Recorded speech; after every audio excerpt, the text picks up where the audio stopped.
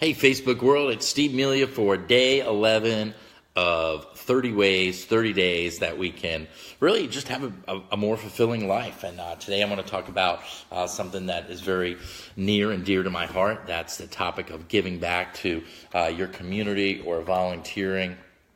Day 30 of 30 ways, 30 days is going to be called Giving is Living, or if you ain't giving, you ain't living, or living is giving. One of those three, but we'll call it Giving is Living. And I got some friends dialing in already. Thanks for being on. See Yuli, nice to see you. And today, guys, as you know, every day we've been just tackling one topic. Say, hey, for 30 days, if I could have a more fulfilling life, what are 30 things that you would consider, 30 things that you would take a look at? And we've talked about developing daily habits, law of associations. Yesterday we talked about developing a great work ethic, a reputation for somebody that has a great work ethic. We've talked about getting out of your comfort zone, affirmations, having a doing leads to doing mentality, goal setting, let it go and go grow. We talked about the slight edge. We talked about a lot of different topics. And today we're going to sort of take it easy a little bit. And instead of go, go, go, we're going to talk about give, give, give. And if there's one thing I'm probably most proud of all my accomplishments in business, or just things that I've been able to do in life, it's my foundation that my partners and I started many years ago. But about 7 years ago, we started what is now known as Work, Play, Love. Originally, it was the Melia Foundation. I'm going to tell the story here in a few minutes because a lot of you don't know it, but I see friends dialing in. I see Diane. I see Mary Beth. Mary Beth, long time no see. Hope you're well. Scott, how you doing, buddy? I was just hanging out with your cousin Danny last week, and we had a fun time at one of the Dead shows. And thank you. I did get a haircut, Mary Beth. Thank you. I got a haircut just a little while ago. Tamisha, Harold, Michael, Sarah Holt. Hey, Sarah, long time. Hope you're well. And just excited, guys, to share in a message today. And I'm just going to really tell the story of what happened, with our family and us at our very, an integral part of my career as I was building and growing in my late 20s. A gentleman that became a mentor of mine was a guy by the name of Paul J. Meyer. I see Cooter. Hey, Cooter. How you doing, buddy? Nice to see you. My friend John Wynn from Wilmington is on too.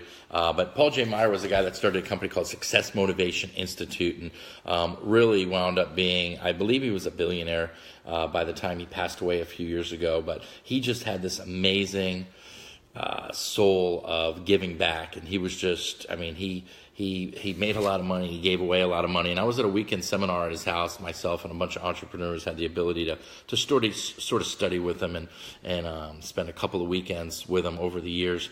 And one thing that was always on the top of his mind was how to give more, how to become a better part of your community and raise more money and just do cool things. And it was there where some colleagues of mine, some of you may know, two gentlemen, Mike Humes and Darnell Self, they were talking about some of the work that they were doing in their community, and it really inspired my partners, Kim Melia and Mike Melia, to go out there and to start something.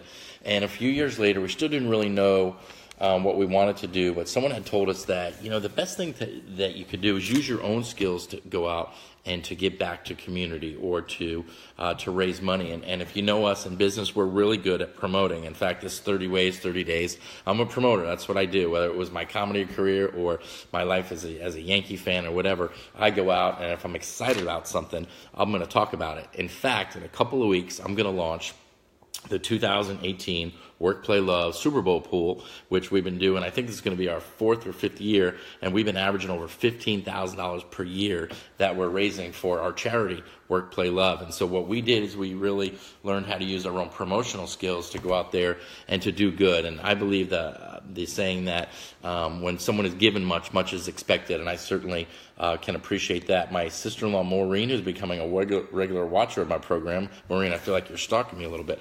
Carla, nice to see you as well. Just having a little fun with my sister-in-law up in the Long Island area. Mary Lou has joined us as well. But a few years ago, my partners and I were in Southern California, and a friend of ours was in pretty bad shape from cancer, and it didn't look like he was going to last much longer. And we drove to the hospital that day. When we got to the hospital to visit him, they told us they were checking him out, and he needed a ride home. And We were like, okay, I guess we could do it. And many of you remember his name is David Stecky. David passed a short time after that. But even though David was dying physically, he was living like I've never seen anybody live. And he just had this attitude of gratitude. And not only myself, but my two partners were literally blown away. And although he had done pretty well in the business that we were in, David, as you can imagine, was trying anything and everything to stay alive and trying a lot of alternative means to beat cancer.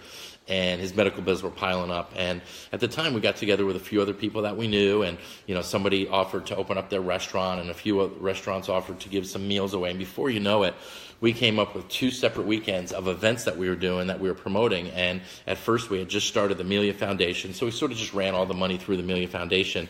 And in a course of about just a couple of weeks, we raised close to $50,000 for David and his medical bills and his wife, Sherelle, at the time. And I tell you, Dave was so thankful that there's not a better feeling that you can get than someone doing that. And that was the origin, but way back, probably going back about 14 years now, of the Amelia Foundation. And from there, we were doing something different every year, where we knew that it was good for business. We knew that that's not why we were doing it, but it was always, every year we get together with our sales team, and it's like a focal point. It's like a time where we knew that we're going to be somewhere. Why not have a race and raise money? We're going to be somewhere. Why not have an auction and raise money? And we were good at it. And so every summer we would pick something different. We would do the Boys and Girls Club of America. We would do the Make-A-Wish Foundation. And although we liked it and we liked working with those organizations, there was a lot of bureaucracy, a lot of red tape, and we didn't really know 100% from when we gave them a check to where it went to the end user. So a couple years later, in 2010,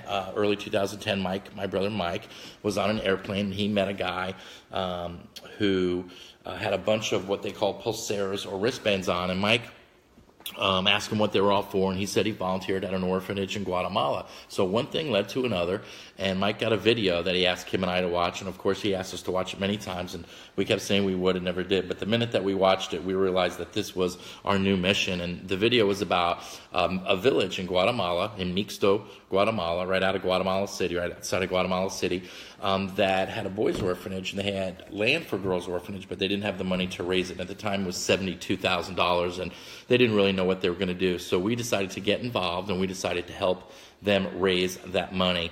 And we decided that we were going to set a goal. We've talked a lot about goal setting the last 11 days or so, and being focused. And we set a goal to raise $72,000, and we decided to do it in 90 days. And we certainly didn't do it by ourselves. Literally hundreds and hundreds and hundreds of different people pitched in. We were on the local news. People up in Canada were having garage sales. People out in California were washing cars, and people just all over were raising money. And we got really close. With about 4 days left, we were at $52,000, and we got a phone call from the 2 gentlemen that actually inspired us originally to start ours, Darnell Self and Mike Humes, and they said, "How close are you?" And we said, "Well, we're still about $20,000 away." And they said, "Hey, we're having our team event, which is next weekend. We had just had ours where we raised a lot of the money. Can you fly out to California? We'd like to present you with a check." And of course, to ask 3 people to fly to California, it wasn't going to be a $500 check, and it was not. It was a $20,000 check. And so our hearts were touched back then by those gentlemen. And since then, we've been raising money for this one particular orphanage. So we decided originally to help them build a building. They needed just the funds to do that. It took several years, though. In Guatemala, it's always the rainy season, so it seems like nothing was ever moving fast. And it took several years to be able to do that. But about 3 years ago, we had our grand opening, and now we pay about 90% of this particular orphanage's monthly expenses, from the teachers to the psychologists, the doctors, to just everything that they need. They do get a lot of clothing kind of donations, but there's no state funding or no public funding. Everything's done privately.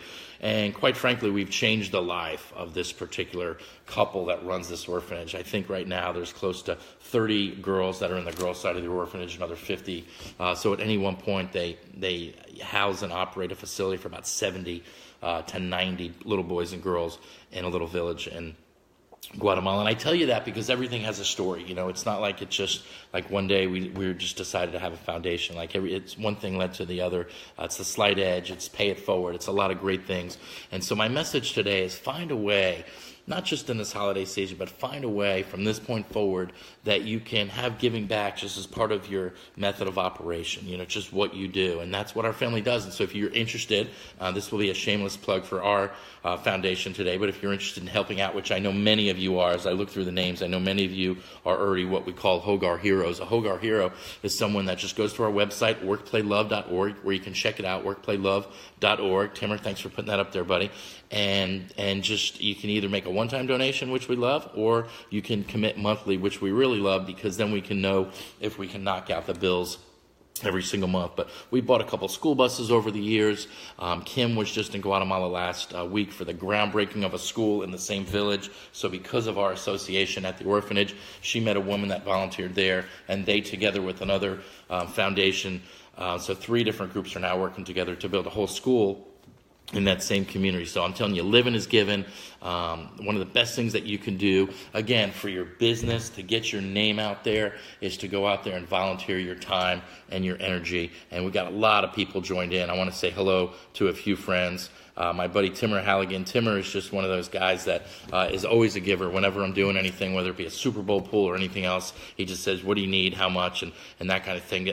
But the point I want to make is that it doesn't have to be this. You don't have to donate to this, or you don't have to donate to anything that I'm recommending, but find something that you're good at. Like Timmer's a tennis pro. So maybe he would have one day where he just said, hey, we're going to give like unlimited lessons to, I'm going to get 10 pros together, and we're going to have a tennis pro camp for 2 days. All the money's going to go to a charity, $100 a kid or whatever it is, and they have, 200 kids in there, and they raise $20,000. Just an idea. There's so many different things that we could do. I know that over my time, we've done a lot of comedy benefits where you get 4, 5, 6 comedians, and you get the comedy club owner, Timmy Sherrill, in Wilmington, would do this with us a lot. He would let us use his facility, and then the orphanage or the charity, whatever charity it was, would get the door. So use your own skills. It could be volunteering. It could just be, joining another group that already does it, and you're just giving your time and your energy. But like or love, if you decide that this holiday season you are going to be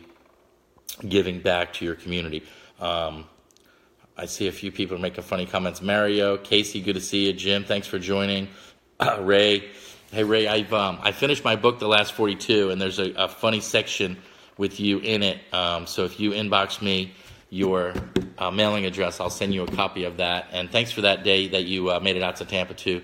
That was a lot of fun. Stacy, hope you're well. Thank you for joining. Anthony, David, Marilyn, it's great to see you. Thank you, Mary Beth, for that great message. And again, the one giving back that I'm going to recommend that you do is, of course, to just at least check ours out, workplaylove.org, where 100% of all the money goes to the little boys and girls in Guatemala. And guys, the big winner, when you go out and donate your time, your energy, maybe it's being a basketball coach. Maybe you already do it. Maybe you're a school teacher. Maybe you work with kids every single day, so maybe you already do this. But I tell you, about 2 years ago when I still lived in Wilmington, and I wish I had done it longer, but I did it for like a half a year. I was a big brother where I would go pick up a guy, a young kid, I think he was 9 years old, and every single day we would, once a week we would go out, we would do whatever. We would go bowling, or we would go play video games, or we would just go play catch, or more than anything, it was just fun for him to have a role model or somebody that he could just talk to. Some of you that know me well going, oh my gosh, I can't believe Steve is a role model. Hey, Brad, nice to see you. Erica, nice to see you. Marilyn, love giving back. This is year round, not just the holidays. And great, it's just like there's not a bad time to donate, It isn't just the holidays, but the holidays is a great time, but every time is a great time. It's like at church, the pastor's not going to yell at people for going just on Easter Sunday. That's a great time, but all year is a great time to be able to give back. So there's so many benefits to just becoming a person of giving, becoming a person that says, I realize that there's people out there that are less fortunate than me and my family. We're going to go out there and we're going to do something special this holiday season. Many of you know my friend Bill Geither on from Legal Shield, or maybe it's just from social media. He's a big social media guy. But Bill did this thing last year, and I forget the name of it. Somebody knows that they can post it. But basically, they would go up to somebody, I think at a Walmart or wherever, and everybody would give them a certain amount of dollars. Like I think they had like a like 80 different people, and they would point at someone. Everybody would give them $1 or $5, so they'd walk out with $80 to $400 or something like that. There's so many neat, fun ways to build culture within your family, to build culture within your business, within your organization, or whatever you do. And what a better way to spend a Sunday during the holiday season or a Saturday with your family than go to a soup kitchen and to watch what's going on. And I tell you, doing that sometimes serves a lot of purposes. Number one, you're giving back, but number two, you're teaching lessons to your family, like, hey, life is very fragile, and if it wasn't for, one or two things, we could be in a situation like that. So, guys, I think that we're all very blessed. I know that I certainly am. I've been able to take advantage of some of the opportunities that's been presented to me, but at the same time, I know that, you better be nice to everybody on the way up, because the way down can be a heck of a ride. You never know about life. Life is short. We got to enjoy the journey, but we certainly have to go out there and give back. So thank you, everybody that was on today. If you'd like to share this message, I would appreciate that. Sharing is caring, and living is giving. And if you ain't giving, you ain't living. So my challenge to everybody that watched my Facebook Live today, day 11 of 30 ways, 30 days that you can enhance, improve, design the life of your dreams, is to just be somebody that gives back to your community. Be somebody that's willing to chip in, not for the recognition, not to get your name out there, although it can be great sometimes for business services or for business reasons and whatnot, but do it because it's just the right thing to do, okay? So that's my message today. I'm Steve Melia, and on behalf of the Melia family and Work, Play, Love, I want to thank my partner, Kim, who's really our director of Work, Play, Love. She's somebody that visits Guatemala 3 or 4 times a year, continues to do so. She makes my brother Mike and I look very good. We all founded it together, but it usually takes one person, one real maniac, quite frankly, at the head of every organization to keep reminding everybody that, hey, this is important. Hey, we got goals. Hey, this is the next thing that we got to work on. And again, many of you are going to be getting phone calls or emails or texts from me in a couple of weeks saying, hey, it's Super Bowl 2018. How many squares do you need? And the squares will be $50. And what we do is we fill up 100 squares per board, and we give $2,500 away to the charity, which is fantastic, but we also give $2,500 away to the winner. And let me ask you a couple of questions. Do you like football? Yes. Do you like helping people? Yes. If you're going to be at a Super Bowl party, do you want to be there with no squares or with a lot of squares, or at least one square? Absolutely. Well, wouldn't it be great if you could just combine all of your efforts, get a square, and help out? Well, guess what? They're not even ready to be sold yet, but in a couple of weeks, I am going to be reaching out, and I know that many of you don't just get 1 or 2, but some of you get 10. And we've had over the last couple of years where our CEO, Jeff Bell, who I'm very appreciative for, Jeff actually has been doing a match. So he'll do, like, for a 3-day period, anybody that gets a square, he'll buy squares. So listen for that. I'm not sure, he hasn't said he's going to do it again, but I'm going to see him in a couple of weeks, so we will certainly ask him to do that. So my name is Steve Melia. Living is giving. Giving is living. If you ain't giving, you ain't living. And watch out for the Work, Play, Love Super Bowl pool in 2018. You'll certainly be hearing from me. And I thank you for just checking out my Facebook Live, and I certainly appreciate it. And Dee, it's great to see you. Marilyn, Mary Beth, Brandon, Kayla, Brad, Casey, everybody that joined the show today. If you want to share this, we'd certainly appreciate it. And we'll see you guys down the road. God bless. Bye-bye.